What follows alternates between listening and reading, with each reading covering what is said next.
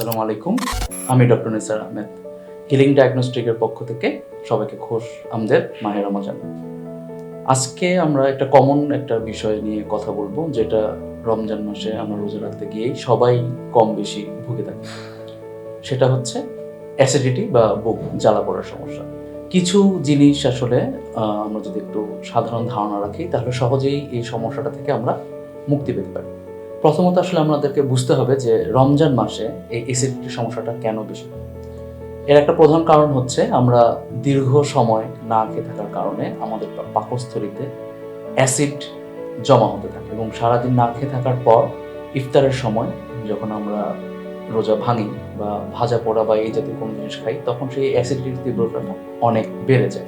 সেই কারণে মূলত এই সমস্যাটা হয়। কিছু সাধারণ নিয়ম কানুন মেনে চলে আসলে এই সমস্যাটা থেকে আমরা পরিত্রাণ পেতে পারি। যেমন রোজা ভাঙার সময় শুরুতেই ভারী মশলাদার, লবণাক্ত বা ভাজা পোড়া জাতীয় কোনো খাবার না খেয়ে হালকা ফলমূল, দই, চিরা এই জাতীয় খাবার দিয়ে রোজা ভাঙা।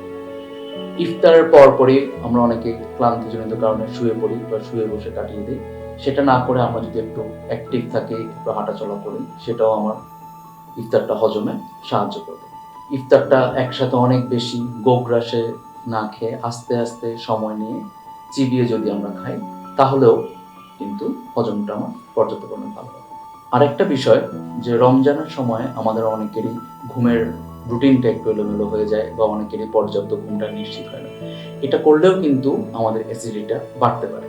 তো সেক্ষেত্রে আমাদের করণীয় হবে যে রমজান মাসে আমাদের ফরজ নামাজ বা নফল নামাজ, তারাবির নামাজ বা কোরআন তেলাওয়াত ইত্যাদি দ্রুত শেষ করে তাড়াতাড়ি ঘুমিয়ে যাওয়া, যাতে রাতে অন্তত 6 ঘন্টা ঘুম আমাদের নিশ্চিত।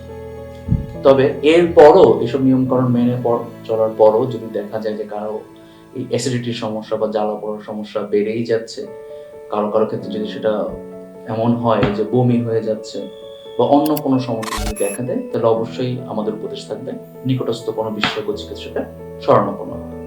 সবাইকে ধন্যবাদ।